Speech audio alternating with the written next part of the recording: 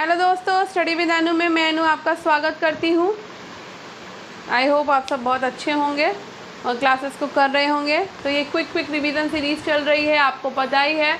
तो fast forward में हम यहाँ पर अपना रिवीजन कर रहे हैं। और ये देखिए वीडियो ब्लर हो रहा है इसको ठीक कर लेती हूँ थोड़ा, ठीक है। तो फास्ट फॉरवर्ड में हम रिवीजन कर रहे हैं। तो यूपी की क्लासेस आपकी शुरू हो चुकी हैं। तो आज है क्लास 3 यानी तीसरा दिन है और आज के तीसरे दिन में हम टॉपिक करने वाले हैं यूपी की मृदा। इसके साथ साथ आपकी इन्वायरमेंट की क्लासेस भी चल रही है, यानी कि पर्यावरण की, वो भी इसी तरीके की टॉपिक वाइज चल रही हैं और बहुत फास्ट मैं उसमें भी करा रही हूँ आपको। तो फटाफट से उसको भी कंप्लीट करते चलिए और इसको भी कंप्लीट करते चलिए। साथ ही मैं और भी सब्जेक्ट करा रही हूँ, वो भी आप देख सकते हो। इस तरह से बोर्ड पे मैं और एक और क्लास स्टार्ट करने वाली हूँ, क्योंकि मैं दिन में 3 वीडियोस आप लोगों को देती हूँ, यानी 3 क्लासेस प्रोवाइड कराती हूँ। तो वो अभी आजकल पता नहीं क्यों थोड़ा सा ऊपर नीचे हो गया है, तो नहीं हो पा रहा है। तो जल्दी दूसरी एक और क्लास स्टार्ट कर दूंगी तो फटाफट से हो जाए आपकी क्लासेस। तो फटाफट से ये रिवीजन टाइम चल रहा है हमारा, तो हम नोट्स फटाफट से कंप्लीट कर रहे हैं ये। तो मैं इसी तरीके से आपको करा रही हूँ, तो उतना ही दे रही हूँ जितना आपके एग्ज़ाम में आने के चांसेस है, ठीक है। तो फालतू नहीं पढ़ते हैं। तो चलिए स्टार्ट करते हैं यूपी की मृदा। तो उत्तर प्रदेश की मृदा स्टार्ट करने से पहले अगर आप मेरे चैनल यानी कि स्टडी विद अनु में नए हैं तो स्टडी विद अनु को सब्सक्राइब करना बिल्कुल ना भूलें, बेल आइकन को प्रेस करें ताकि मेरे आगे आने वाले सभी वीडियोज़ की नोटिफिकेशन आपको मिलती रहे, ठीक है। तो धन्यवाद, चलिए आगे बढ़ते हैं। तो मृदा शुरू करते हैं। तो ये चट्टानों के विखंडन, वियोजन और वनस्पतियों के अवसादों के योग से बनती है मृदा, ये बात हम सभी जानते हैं, ठीक है। मृदा के 4 मुख्य घटक होते हैं।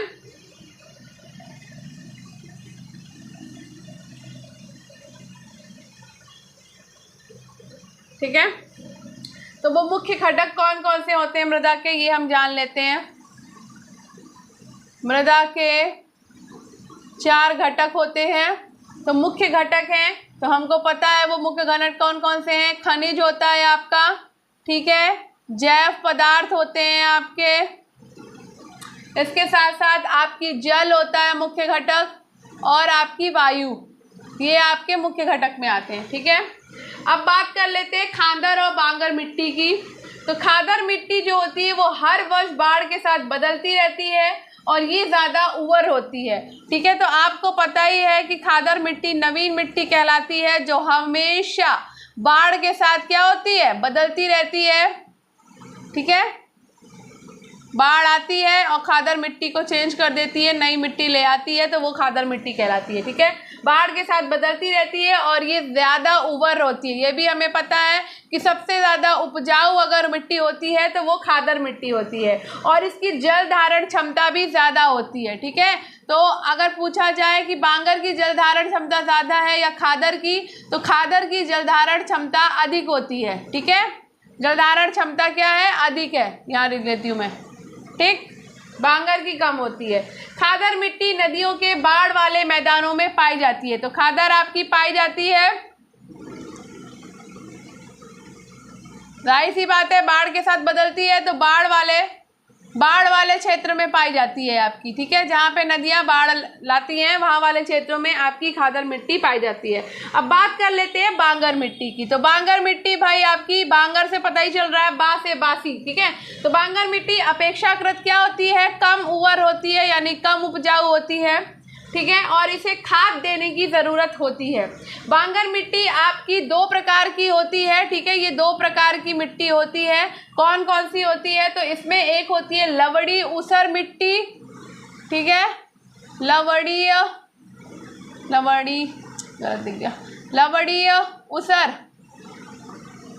लवड़ी ऊसर मिट्टी होती है भूमि, और दूसरी होती है आपकी क्षारी ऊसर, यानी कि क्षारी भूमि आपकी, ठीक है। लवणी ऊसर भूमि में आपका क्या होता है, ज़्यादातर इसमें सोडियम, पोटेशियम सल्फेट और कैल्शियम के लवण होते हैं, जो भूमि की ऊपरी सतह पर सफ़ेद परत के रूप में दिखाई देते हैं, ठीक है। और इसका पीएच जो होता है वो 8.5 से कम होता है, ठीक है। 8.5 से कम होता है क्या, लवणी का पीएच, ठीक है। अब बात करते हैं क्षारी की। तो क्षारी जो होती है, रेय युक्त क्षारी ऊसर भूमि का उत्तर प्रदेश में अधिक विस्तार है। तो यूपी में सबसे ज़्यादा आपको क्षारी मिट्टी मिलेगी, ठीक है। इसकी सतह जो है वो सोडियम लवणों के कारण काली होती है। सोडियम के कारण इसकी सतह कैसी होती है, काली होती है। और इसका पीएच जो होता है वो 8.5 से ज़्यादा होता है, ठीक है। इसका pH कम होता है 8.5 से और क्षारी का 8.5 से ज़्यादा होता है। और ये सबसे ज़्यादा यूपी में यही वाली मिट्टी आपको मिलेगी, क्षारी मिट्टी, ठीक है, रेय युक्त क्षारी ऊसर भूमि। नदी के किनारे की जलप्लावित मिट्टी को ड्रह या दूह कहा जाता है। तो एक वर्ड आता है ड्रह और दूह, तो ये कहलाती है आपकी नदी के किनारे की जलप्लावित मिट्टी, ठीक है। नदी के किनारे की जलप्लावित मिट्टी जो है वो आपकी ड्रह या दूह कहलाती है, ठीक है, ड्रह या दूह कहलाती है, ठीक है। भूण मृदा, अब बात करते हैं भूण मृदा क्या होती है। भूण मृदा यानी भूण मिट्टी क्या होती है। तो गंगा यमुना और उसकी सहायक नदियों के बाढ़ वाले क्षेत्रों में बलुई मिट्टी से निर्मित 10 से 12, ठीक है, 10 से 12 फीट ऊंचे टीले को भूण कहते हैं। 10 से 12 फीट ऊंचे टीले को भूण कहते हैं। भूण मृदा का निर्माण प्लास्टोसिन युग में नदियों के द्वारा एकत्र की गई बालू से होता है। तो अभी मैंने पहले ही बता दिया कि बालू से बनती है, ठीक है। तो गंगा यमुना और उसकी सहायक नदियों के बाढ़ वाले क्षेत्र में बलुई मिट्टी से निर्मित 10 से 12 फीट ऊंचे टीले को हम भूण मृदा कहते हैं, ठीक है। अब थोड़ी और बात इंपॉर्टेंट कर लेते हैं। गंगा के पूर्वी मैदानी प्रदेश की जलोढ़ मिट्टी को सिक्ता, करियल और धनकर भी कहा जाता है। तो जलोढ़ मिट्टी को,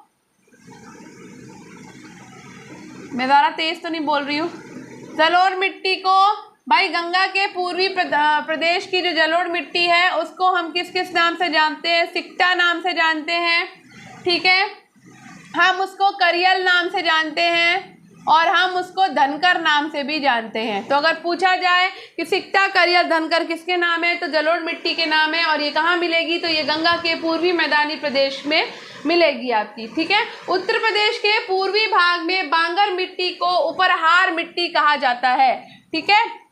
बांगर मिट्टी को उपरहार, अगर पूछा जाए उपरहार किसको कहते हैं, तो भाई बांगर मिट्टी को कहते हैं। कहाँ पे कहते हैं, तो यूपी में कहते हैं। यूपी में भी कहाँ कहते हैं, तो पूर्वी भाग में कहते हैं, ठीक है। यूपी के पूर्वी भाग में बांगर मिट्टी को उपरहार कहा जाता है, ठीक है। उत्तर प्रदेश के उत्तरी पश्चिमी भाग की मिट्टी में फॉस्फेट खनिज की कमी है। तो भाई यूपी में मिट्टी में किस चीज़ की कमी है, तो फॉस्फेट खनिज की कमी है। फॉस्फेट खनिज की कमी है भाई यूपी की मिट्टी में, ठीक है। उत्तर प्रदेश के उत्तरी पश्चिमी भाग की मिट्टी में, वो भी कहाँ पे, उत्तरी पश्चिमी भाग में, उत्तरी पश्चिमी भाग में फॉस्फेट खनिज की कमी है, ठीक है। जौनपुर, आजमगढ़ और मऊ जिलों की मिट्टी में पोटाश की कमी पाई जाती है। तो पूछा जाए अगर कि पोटाश की कमी कहाँ मिलेगी आपको, उत्तर पश्चिमी क्षेत्र में तो फॉस्फेट की कमी है, पोटाश की कमी कहाँ है, तो पोटाश की कमी आपको मिल जाएगी जौनपुर में, पोटाश की कमी मिलेगी आपको आजमगढ़ में, पोटाश की कमी मिलेगी आपको मऊ में। मऊ जिले में पोटाश की कमी पाई जाती है मिट्टी में, ठीक है। अब उत्तर प्रदेश की मिट्टी की बात करते हैं और स्थानीय नामों की बात करते हैं कि यूपी में जो मिट्टी है यूपी की, उसको स्थानीय भाषा में किस किस नाम से जाना जाता है, ठीक है। चलिए देखते हैं यूपी की मिट्टी को और स्थानीय नाम को। तो यूपी में आपको जलोढ़ मिट्टी पाई जाती है, हमें पता है कि जलोढ़ मिट्टी यहाँ पर पाई जाती है, ठीक है। जलोढ़ मिट्टी को कछारी या भात मृदा के नाम से जाना जाता है। यूपी में जलोढ़ मिट्टी को कछारी या भात मृदा के नाम से जाना जाता है, ठीक है। जलोढ़ मिट्टी भी दो प्रकार की होती है, आपको पता है, एक होती है खादर और दूसरी होती है आपकी बांगर, ठीक है। तो खादर मिट्टी को नवीन जलोढ़ कहा जाता है, नवीन जलोढ़ के नाम से भी स्थानीय भाषा में यूज़ किया जाता है। इसको कछारी मिट्टी भी कहते हैं, ठीक है, दोमट कहते हैं खादर को।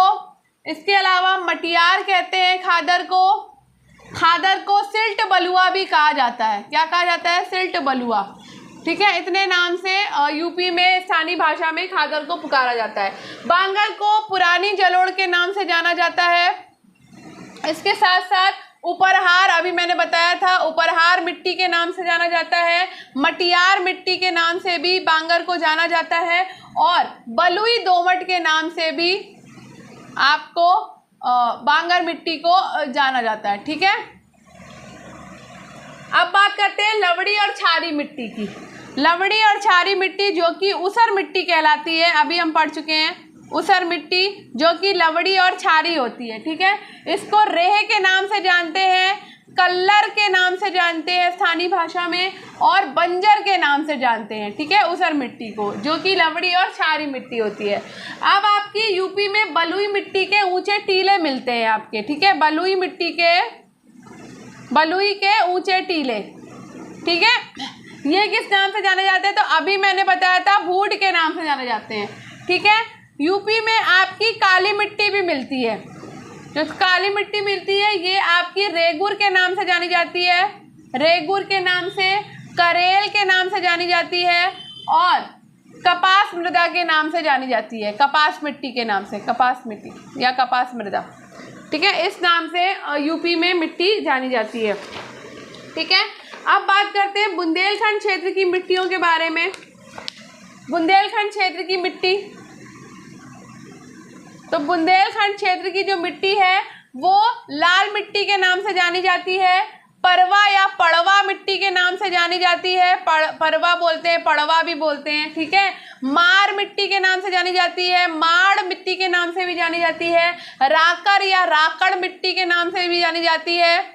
ठीक है, और भोट नाम से जानी जाती है स्थानीय भाषा में बुंदेलखंड की मिट्टी को। ठीक है, अब पूर्वी उत्तर प्रदेश की जो मिट्टी है, पूर्वी यूपी की जो मिट्टी है उसको जाना जाता है मांट और बंजर नाम से जाना जाता है पूर्वी उत्तर प्रदेश की मिट्टी को। ठीक है, अब गंगा के जो पूर्वी मैदान है, गंगा के पूर्वी मैदान भागों की जो दोमट और बलुई मिट्टी है उसको जाना जाता है सिकटा नाम से। अभी मैंने बताया था, सिकटा नाम से, धनकर नाम से और करियल नाम से, मैं ये भी बता चुकी हूँ आपको।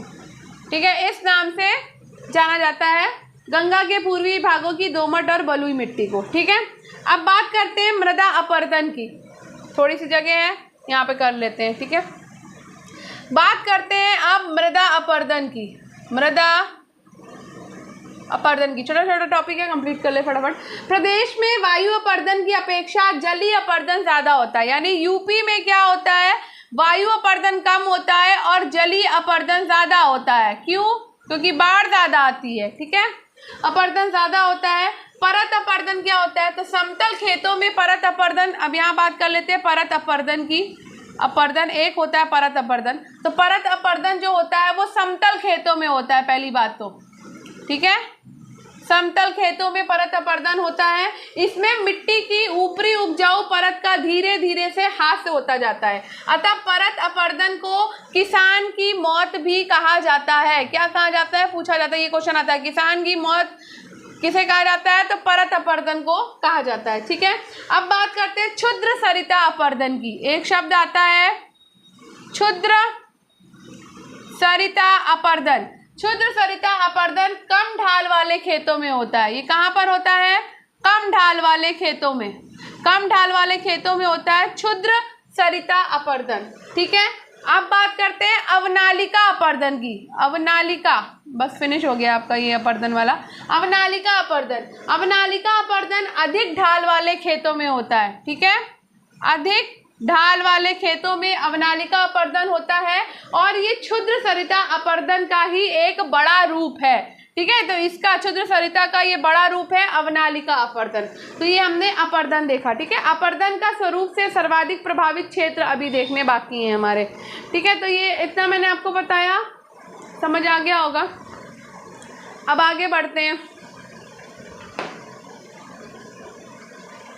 चलो भाई, अपरदन से सर्वाधिक प्रभावित क्षेत्र देख लेते हैं। तो मैंने भाई अपरदन अभी आपको बताया, परत अपरदन, क्षुद्र सरिता अपरदन और अवनालिका अपरदन और जलीय अपरदन। ठीक है, तो जलीय अपरदन की पहले बात कर लेते हैं। जलीय अपरदन सबसे ज़्यादा यूपी में कौन सा अपरदन होता है? तो जलीय अपरदन होता है। ठीक है, तो जलीय अपरदन की बात करते हैं।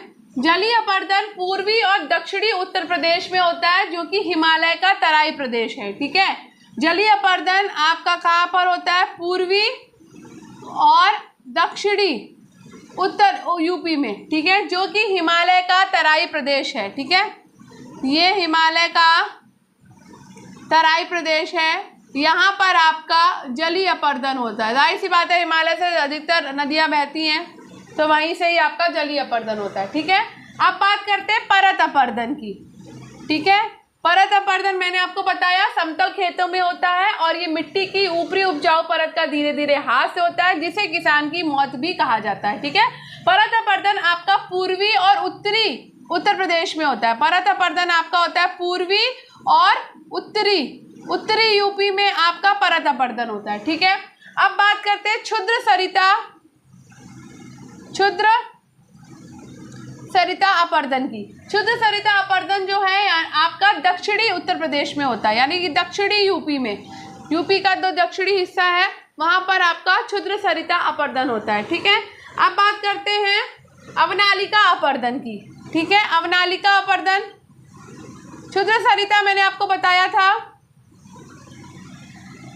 कम ढाल वाले खेतों में होता है। ठीक है, अवनालिका अपर्दन क्या है? क्षुद्र सरिता अपर्दन का बड़ा स्वरूप है, ये अधिक ढाल वाले खेतों में होता है। ठीक है, तो अवनालिका अपर्दन जो है वो आपका पश्चिमी उत्तर प्रदेश, पश्चिमी यूपी, मुख्यतः इटावा जिले में, सबसे ज़्यादा इटावा जिले में होता है। पश्चिमी उत्तर प्रदेश में सबसे ज़्यादा इटावा में अवनालिका अपर्दन होता है। ठीक है, अब बात करते हैं वायु अपर्दन की।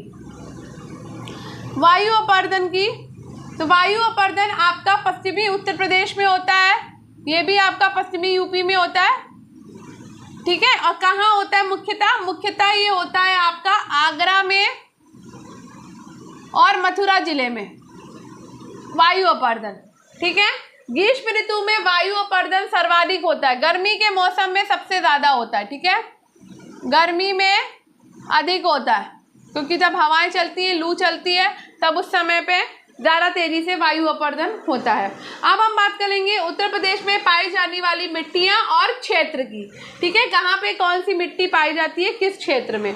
ठीक है, तो इसको थोड़ा सा कर लेते हैं।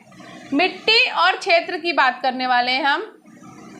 मिट्टी और क्षेत्र की, कौन सी मिट्टी कहाँ पे मिलेगी आपको।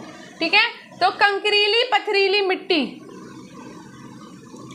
कंकरीली पथरीली, ये आपको मिल जाएगी भाबर क्षेत्र में।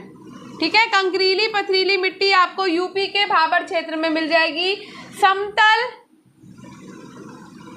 नम, दलदली और उपजाऊ मिट्टी आपको मिलेगी तराई क्षेत्र में।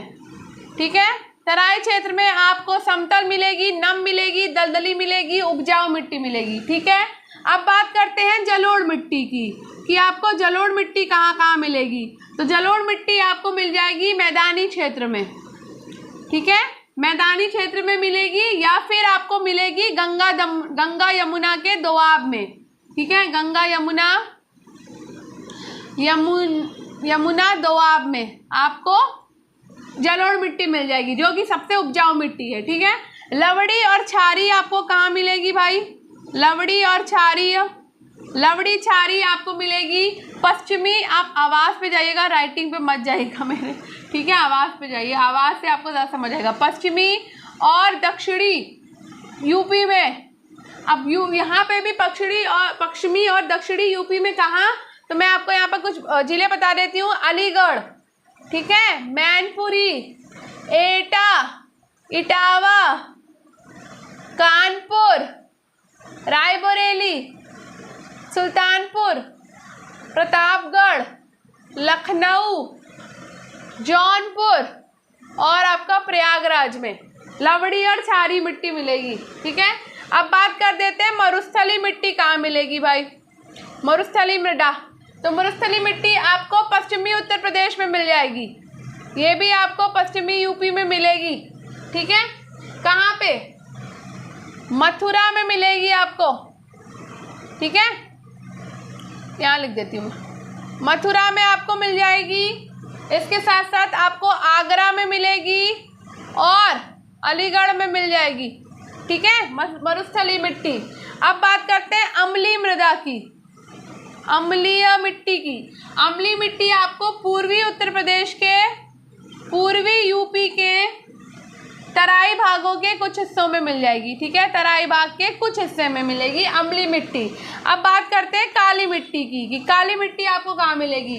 तो ये आपको मिल जाएगी जालौन में, झांसी में, ललितपुर में, हमीरपुर में, ठीक है, और पश्चिमी उत्तर प्रदेश और बुंदेलखंड क्षेत्र में कहीं कहीं पर आपको काली मिट्टी मिल जाएगी। अब उत्तर प्रदेश के दक्षिणी पठार की मिट्टी जो है वो बुंदेलखंडी मिट्टी कहलाती है, ठीक है, दक्षिणी पठार हमने कल पढ़ा था। तो वहाँ पे कौन कौन सी मिट्टी मिलती है आपको, तो वहाँ पे भी देख लो, यहाँ पर थोड़ा डिवाइड करना पड़ेगा तभी आ पाएगा, ठीक है। तो वहाँ पे कौन कौन सी मिट्टी मिलती है, वहाँ पे आपको मिलती है लाल मिट्टी, ठीक है। तो लाल मिट्टी आपको मिलेगी दक्षिणी प्रयागराज में, ठीक है, दक्षिणी प्रयागराज में मिल जाएगी, झांसी में मिल जाएगी, मिर्ज़ापुर में मिल जाएगी, सोनभद्र में मिल जाएगी, चंदौली में मिलेगी, चंदौली के कुछ जिलों में मिल जाएगी, ठीक है। तो ये आपकी लाल मिट्टी मिल जाएगी यहाँ पर, ठीक। अब बात कर लेते हैं परवा पड़वा मिट्टी, जो हल्के लाल रंग की बलुई दोमट मिट्टी होती है, जिसको कि परवा या पड़वा कहते हैं, मैं अभी आपको बता चुकी हूँ, ठीक है। ये आपको कहाँ मिलेगी, तो ये आपको हमीरपुर में मिल जाएगी, जालौन में मिल जाएगी, यमुना के तटीय क्षेत्रों विशेषकर बीहड़ क्षेत्रों में आपको ये मिट्टी पड़वा मिट्टी मिल जाएगी, ठीक है। अब राकड़ और राकड़ मिट्टी, जिसको राकड़ या राकड़ कहते हैं, उनके नाम है, ये आपको मिल जाएगी उत्तर प्रदेश के दक्षिणी पर्वतीय, यूपी के दक्षिणी पर्वतीय पठारी प्रदेश में, पठारी ढालों पर, ठीक है।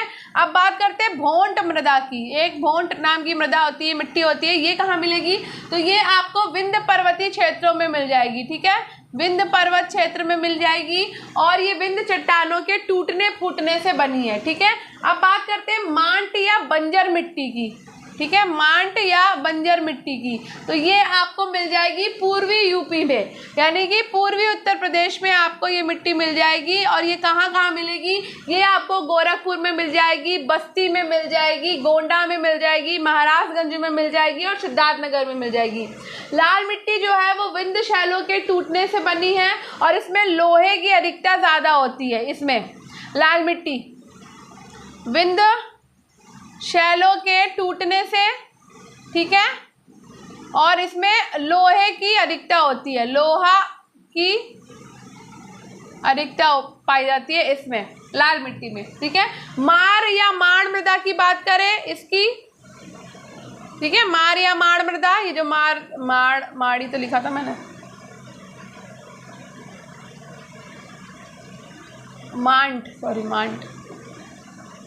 मार या माण मृदा जो है ये आपकी काली मिट्टी या रेगुर मिट्टी के समान क्या होती है, चिकनी होती है, ठीक है।